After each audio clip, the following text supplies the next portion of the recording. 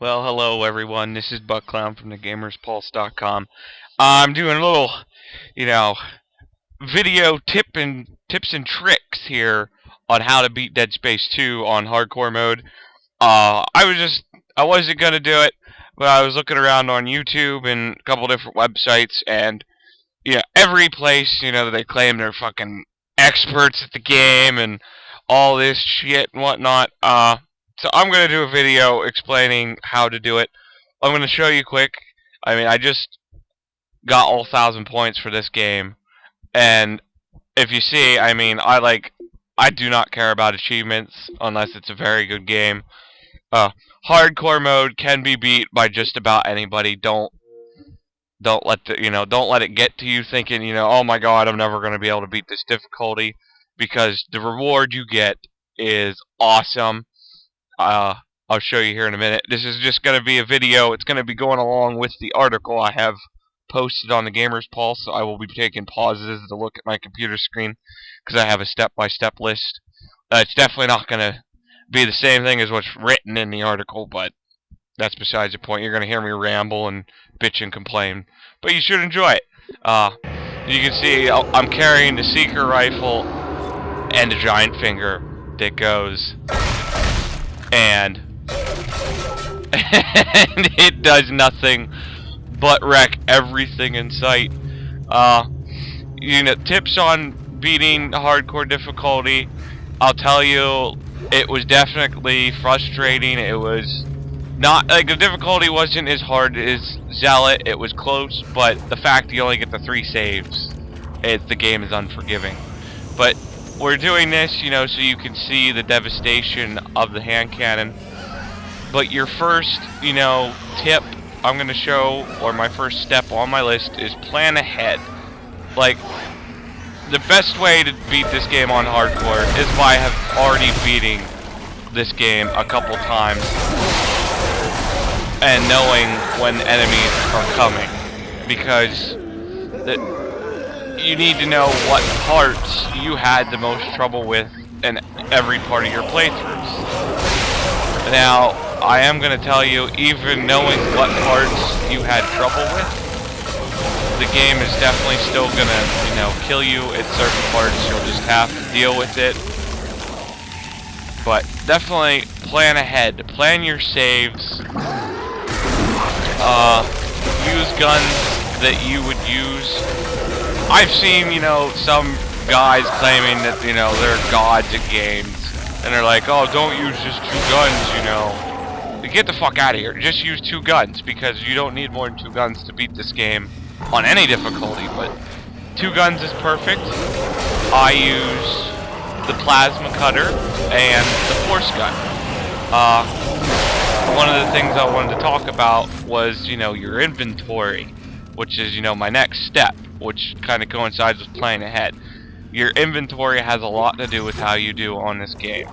If you don't already have it, I recommend buying a DLC pack, or if you have a collector's edition, using, that suit from the collector's edition, because you get the extra inventory spot right off the start of the bat, and not to mention you can get the force gun without having to wait till chapter 7, and they're free.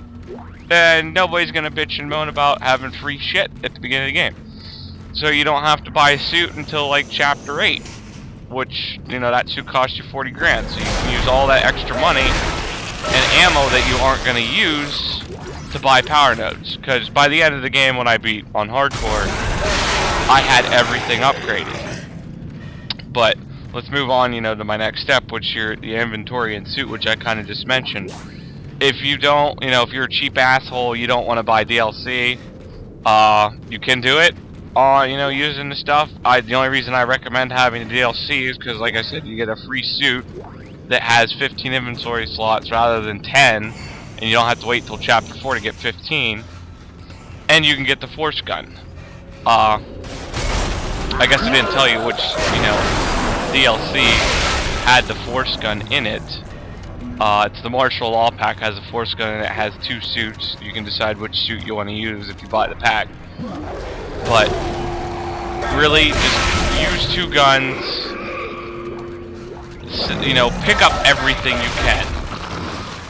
by the halfway point through the game, I had no trouble with health packs. I was actually selling health packs to get money so I could buy more power nodes.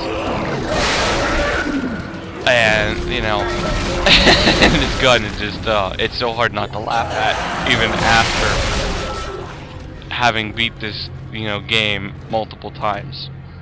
But I've already talked to you enough about inventory planning ahead. As far as saves goes, like I said, you want to save where you had the most trouble with. I saved it at chapter 4 because I died so many times being an asshole trying to get to disc number 2 for that free checkpoint that I got tired of playing the opening sequence.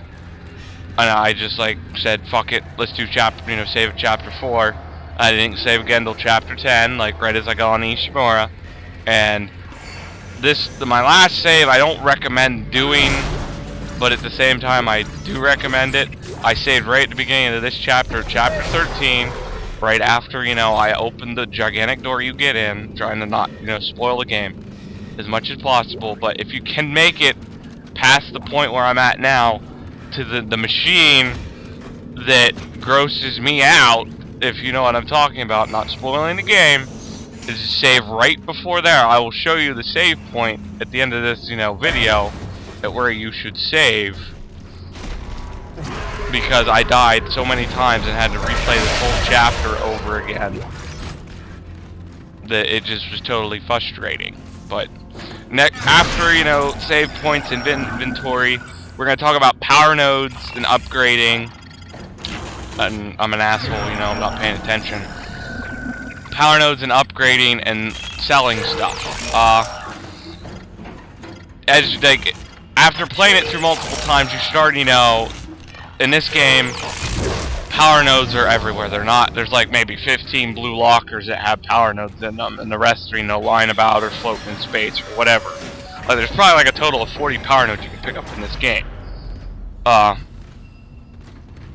But pick up even ammo that you aren't using for your plasma cutter and or force gun and sell it. Don't bother keeping large med packs, because in this difficulty, if you're down that low in health, or you won't even get close to that low in health to justify using a large med pack, because the shit will just kill you. I didn't realize how fast I was able to go through that part. We're gonna, kind of run around here, go in the store and explain the last 2 steps, and I'll show you the DLC that you can use. But anyways, back to power nodes and upgrading. Always recommend keeping 1 power node throughout the game in your inventory to open the doors, because there may be one door that will, fuck you over and give you shit. Maybe a med pack and a schematic and ammo, and that's it. But the rest, usually you'll get semiconductors, health packs, usually get 10 grand or some money out of it. It's worth opening the door. And then I recommend up until chapter 8, where you need to save money to buy your vintage suit, and again in chapter 11 where you need to buy the advanced suit, keep using your money to buy power nodes until you only have between 5 to 10 grand left. That way you have some spare money in case you're running low on ammo or else, and you can buy some. And the last thing you want to really avoid is frustration and patience. You are gonna die a couple times. I'd like to meet the guy, that claims, oh, I just beat this game, in hardcore without dying, and I didn't have to save till chapter 11. Fuck him. I don't care. Whatever. Anyways, you're gonna die. Have patience. Don't run around like an asshole like I did through that part, because I'm using the hand cannon, for God's sakes. Do not run around. Take your time. Make sure you know when you're gonna get swarmed by enemies, and if you can, bunch them into doorways. Say, or just use this as an example. Say I walk into this room and all types of enemies jump through the fucking ceiling. You want to kind of back out enough to where the doors open, because they will funnel into the doorway and they won't use vents to come and get behind you. But have patience. You're gonna die. in my run of hardcore, I did not die from, you know, being attacked by necromorphs. I died in the insta-death parts, like the part coming up that I'm not going to show you because I'm not going to spoil the game, and like, you know, decompression windows, those things, oh, they're a pain in the ass. If you can, don't even worry about, you know, using them to kill necromorphs. Just as soon as you see them back into a corner, shoot the window, close the door. But that's pretty much it for the steps. Just real quick, we'll go through it. You know the parts that you had trouble with, save before those parts. Conserve your ammo, use kinesis and stasis like a motherfucker. I mean, I upgraded my stasis to the fullest the first thing, and everything else I just upgraded evenly. And then, just, like I said, you're gonna die, have patience, you'll have to go back a couple times. But aside from the achievement, this handgun is so worth it. But real quick, before the end of the video, I'm just gonna show you real quick the, what I used. I'll even put the suit on and I'll equip the stuff that I used. It wasn't that suit. It was this suit. At the beginning of the game I used. You obviously, like, after you have upgraded your inventory and rig, even if you equip a different suit, you're not going to lose that, you know, inventory slots. But this suit I have, I don't remember what pack it come out of. It didn't come out of the martial law pack that I'm recommending. I will show you which ones came out of the martial law pack. But I was wearing this suit, which, you know, give me an increased station, you know, duration and stasis, which was good for the beginning of the game when my stasis wasn't fully upgraded.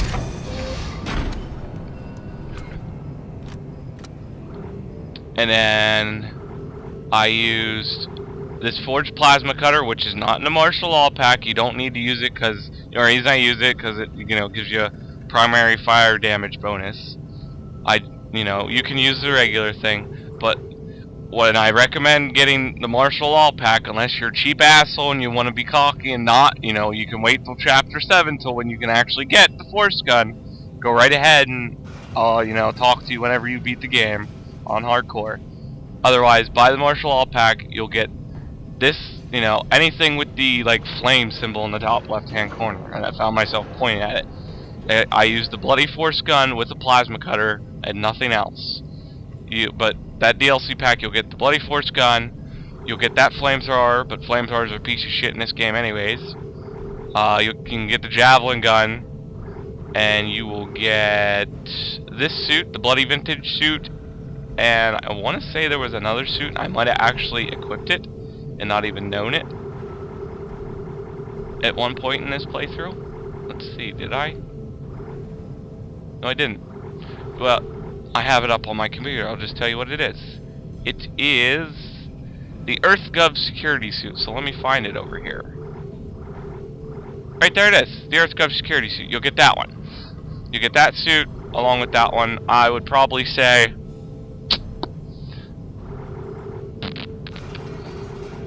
get this one because you get the force gun bonus damage. But definitely, unless you're a cheap asshole, I'd recommend getting at least the martial law pack, if not all of them. The only reason I used the one suit I'm wearing is because it gave me the stasis bonus. But if you get, you know, if you get a DLC pack, you get the extra 5 inventory slots at the start of the game, and not to mention, you know, you don't have to pay shit to get the suit or the force gun once it's in the store.